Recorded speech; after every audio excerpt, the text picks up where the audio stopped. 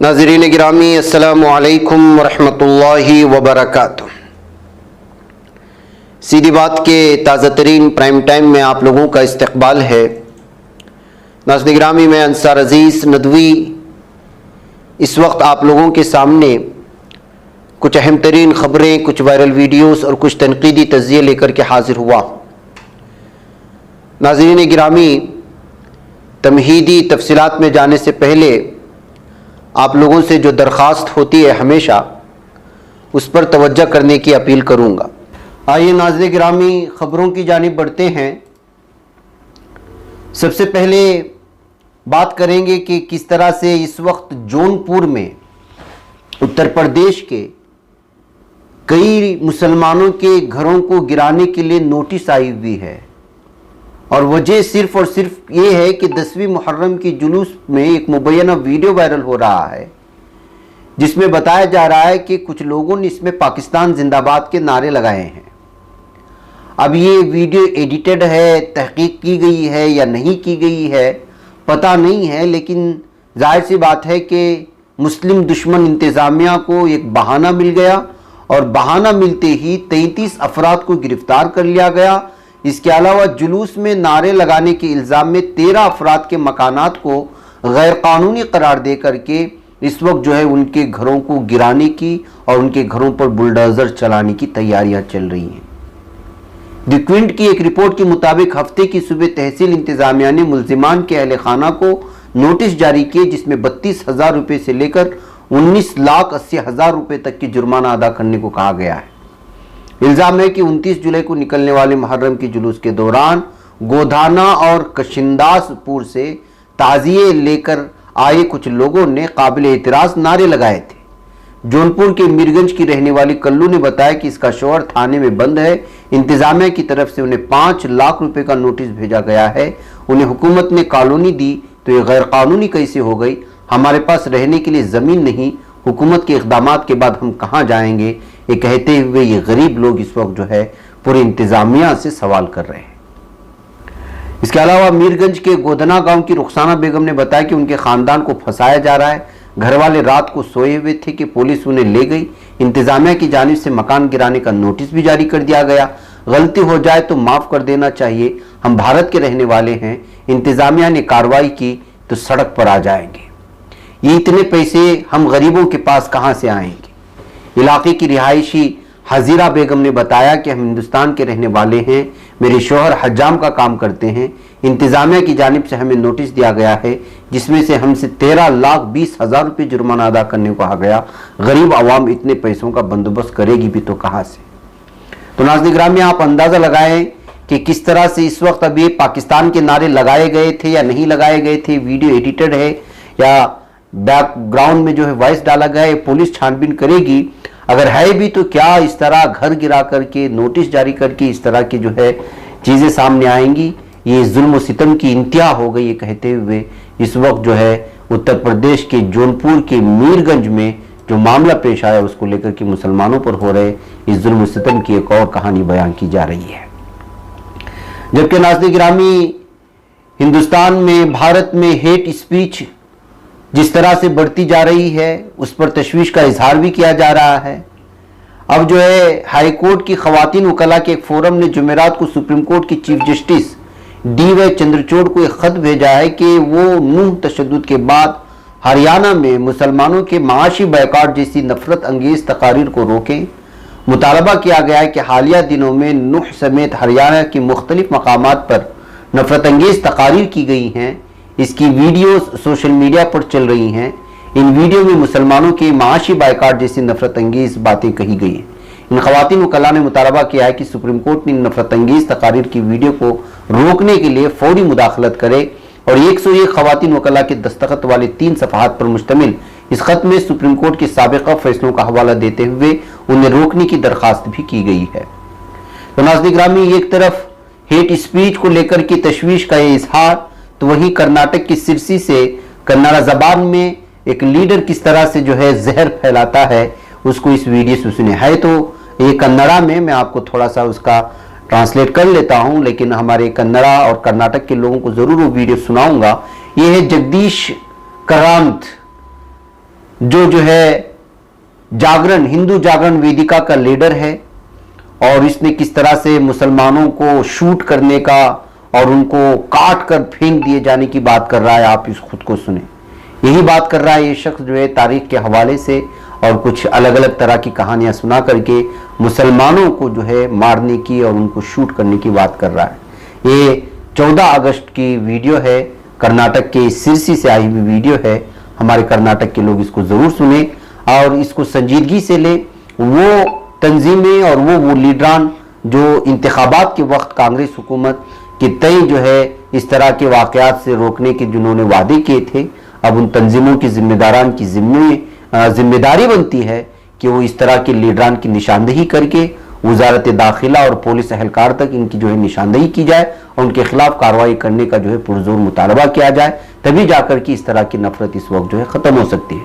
बसूरत दीगर इस तरह की हेट स्पीच की वजह से मैदानी सतह पर क्या कुछ हो रहा है नू और मेवात में और मुख्तलिफ इलाकों में हमने देख लिया है। आप इस वीडियो को सुने।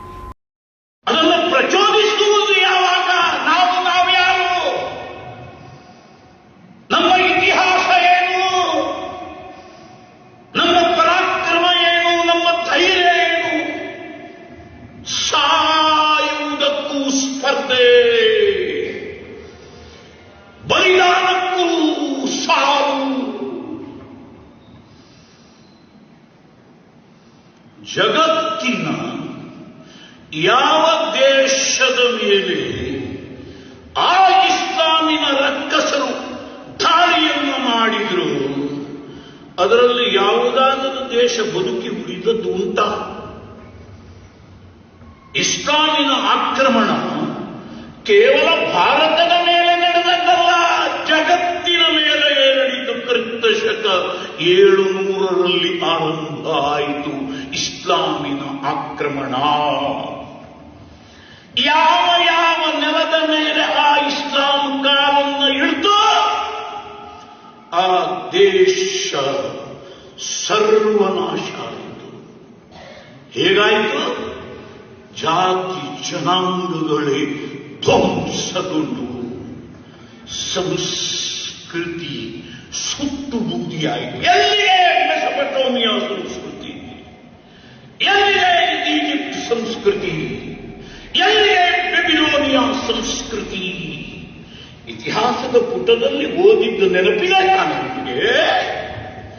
ಸಿಂಧೂ ನಗರಿಯ ನಾಗರಿಕತೆಯನ್ನು ಬಿಟ್ಟು ಜಗತ್ತಿನಲ್ಲಿ ಆ ಇಸ್ಲಾಮಿನ ಆಕ್ರಮಣಕ್ಕೆ ಒಳಗಾಗಿ ಬದುಕು ಉಳಿದಿರುವ ಸಮಾಜ, ಜನಾಂಗ, ಸಂಸ್ಕೃತಿ, ನಾಗರಿಕತೆ ಆ ಭೂಭಾಗದ ಹಿಂದೂಗಳು, ಆ ಭೂಭಾಗದ ಹಿಂದೂ ಹೆಣ್ಣುಗಳು, ಆ ಭೂಭಾಗದ ಹಿಂದೂಗಳ ಮಠ ಮಂದಿರಗಳು, ಆ ಭೂಭಾಗದ ಹಿಂದೂಗಳ ಮನೆಗಳು ಲೂಟಿ, ಹಿಂಸೆ, ಅಪಹರಣ, ಅತ್ಯಾಚಾರ, ಕೊಲೆ ಕೊಲೆ ಕೊಲೆ ಕೊಲೆ.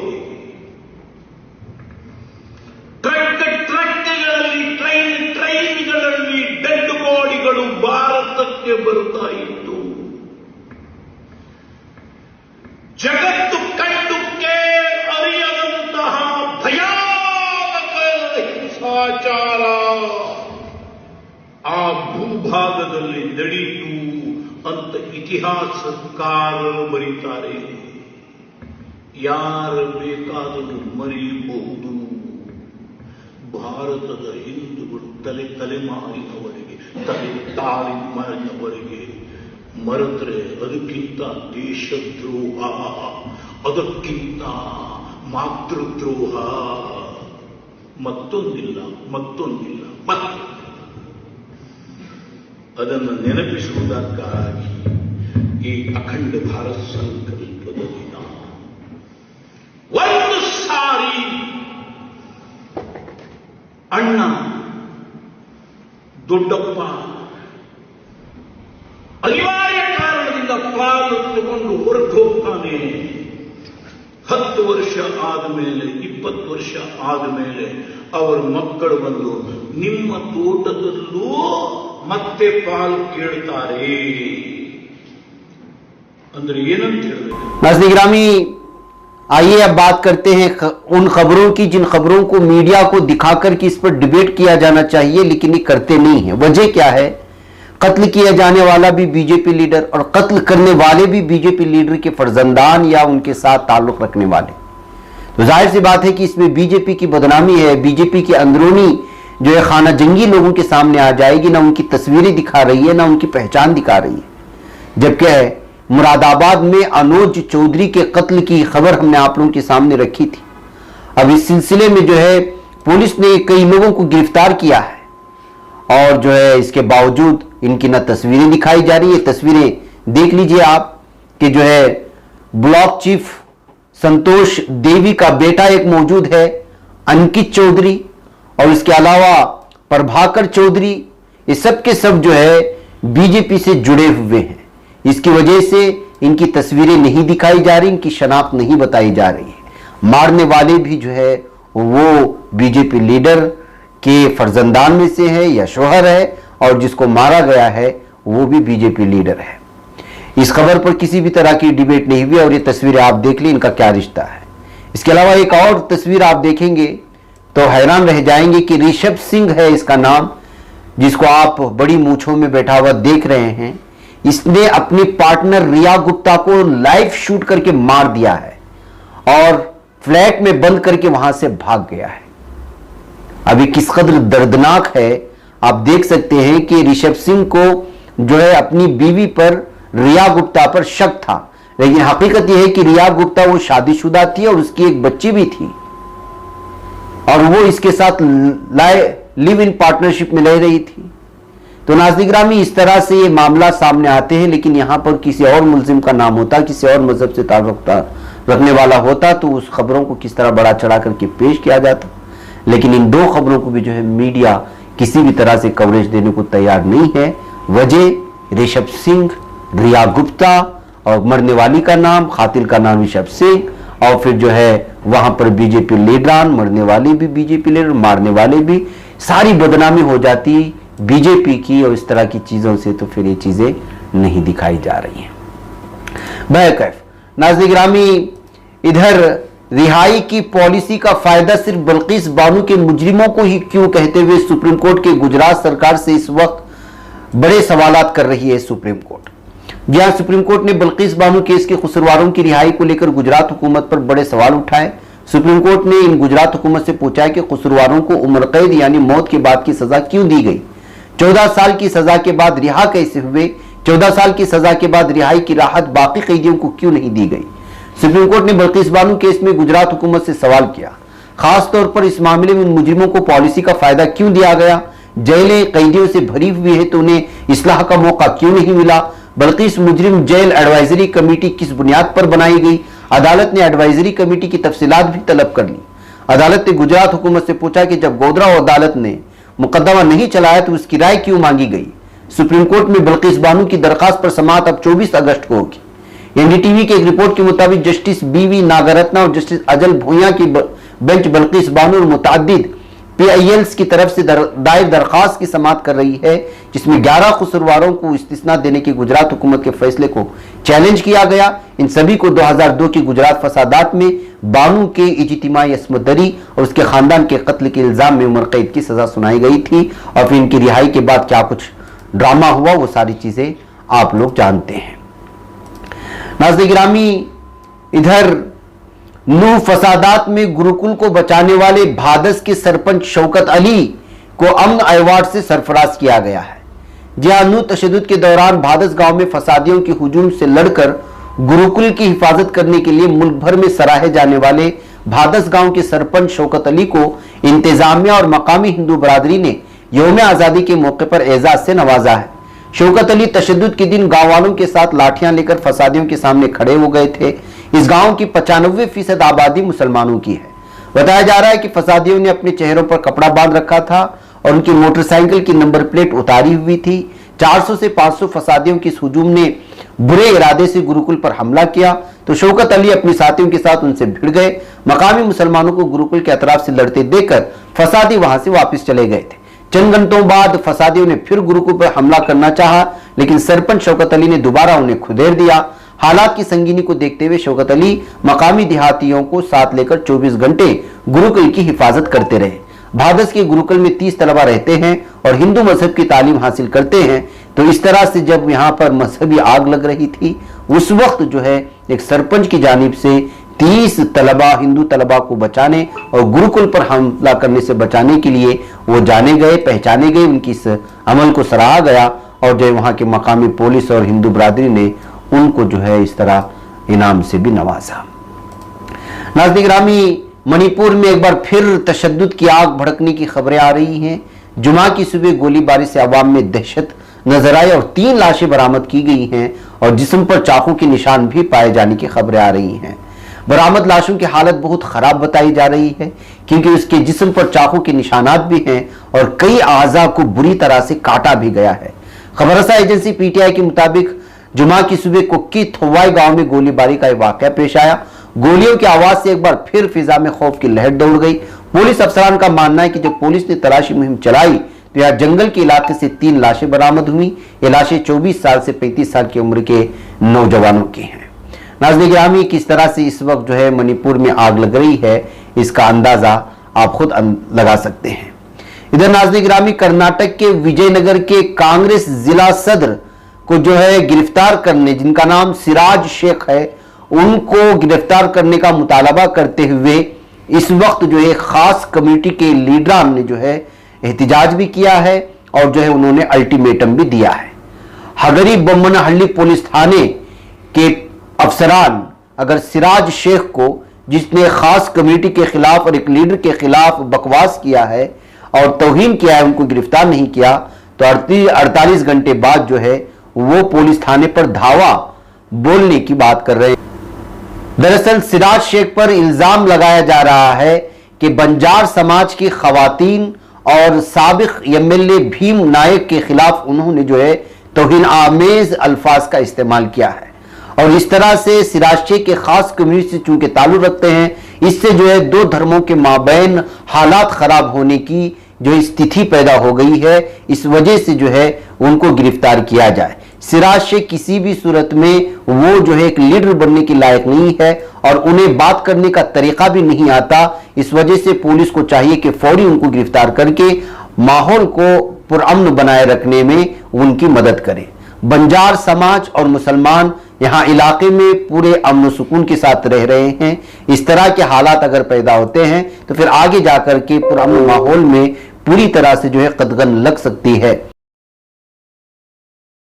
सिराज शेख जो कांग्रेस के जिला सदर हैं, उन्होंने बल्कि वो कांग्रेस के अकलियती तबके के एक लेडी सदर को भी जो है पूरी तरह से उनकी तौहीन की है। इसलिए हाईकमान पर लाजमी बनता है कि वो उनके ओहदे से हटाकर के उनको फौरी गिरफ्तार करके कानूनी कार्रवाई की जाए। ये जो है उन्होंने इसका मुतालबा किया है। इस एहतिजाज में महासभा के जो है महासभा से ताल्लुक रखने वाले तेरीकेरे के मंजू महाराजा और फिर प्रधान कार्यदर्शी शिव प्रकाश, दावणगेरे के वेंकटेश गुरुजी और बंजार विद्यार्थी यानी बंजार तलबा तंजीम के रियासती सदर गिरीश वगैरह इस वक्त मौजूद थे। यानी कि इस वक्त सिराज शेख के उनके बयान को इस वक्त जो है ये खास समाज, बंजार समाज जिसको कहा जाता है, वो बहुत ही ज़्यादा गुस्से में नज़र आ रहे हैं। आप जो है वहाँ के धर्मगुरु, महासभा के जिला सदर और बागलकोटे के नीला नगर के श्री कुमार महाराज, तमाम लोग यहाँ मौजूद थे। उन्होंने पुरजोर तौर पर जो है सिराज शेख के खिलाफ जो है कार्रवाई करने की अपील की है। इधर हैदराबाद सरवरनगर में दोस्तों ने अपने ही एक दोस्त 23 साल मोहम्मद इमरान को जो है चाकू से हमला करके बेदर्दाना कत्ल कर दिया है और लाश को आग लगाकर मूसा नदी में फेंक दिए जाने की खबर आप लोगों तक पहुंच चुकी होगी। पुलिस ने बताया कि मोहम्मद इमरान को 5 अगस्त को उसके दोस्त लक्ष्मण उर्फ सोनू रकम के मसले पर बात करने के लिए मुकर्ररा मकाम पर बुलाया था। ताहम इमरान उसके बाद घर वापस नहीं आया। अरकान खानदान ने सरवर नगर पुलिस में इमरान के लापता होने की शिकायत दर्ज कराई थी। पुलिस ने एक मुकदमा दर्ज करके तहकीकात का आगाज किया।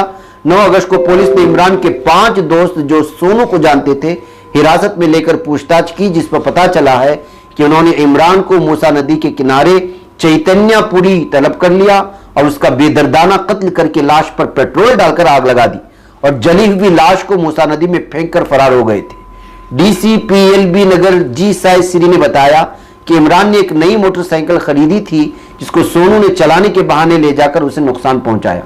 पुलिस ने मुलजिमीन सतीश, यश शेखर, B अरुण कुमार, R श्याम सुंदर और G राहुल को गिरफ्तार कर लिया। ताहम लक्ष्मण और सोनू हुनूस मफरूर बताया जा रहा है। तो नाज़रीन गिरामी, किस तरह से दोस्तों ने ही अपनी दोस्त को किस तरह कत्ल करके नदी में फेंक दिया।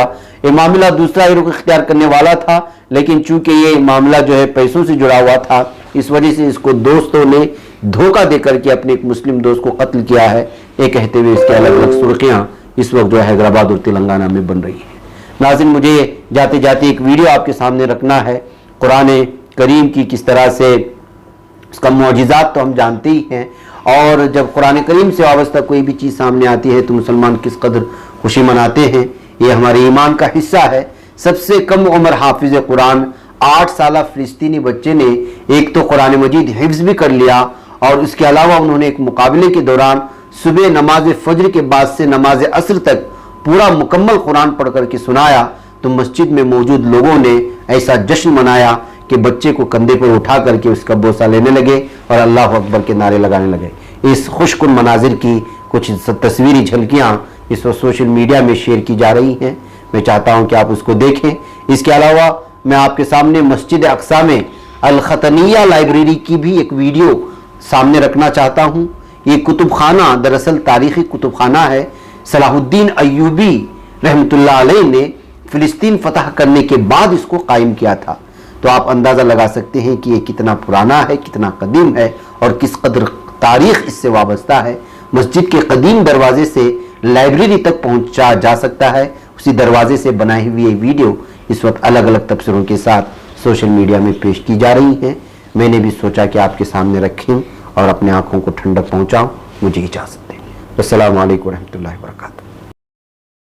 ये बच पाता है कोई सहाफ़ी की निगाहों से, मिलाता है ये लोगों को मोहब्बत की पनाहों से। करम और दर्द मंदी का है एक संसार सीधी बात। अज़ीमत जुर्अतो हिम्मत का है इज़हार सीधी बात। अज़ीमत जुर्अतो हिम्मत का है इज़हार सीधी बात। ये चैनल हक निगर बनकर कुचल देता है फितनों को।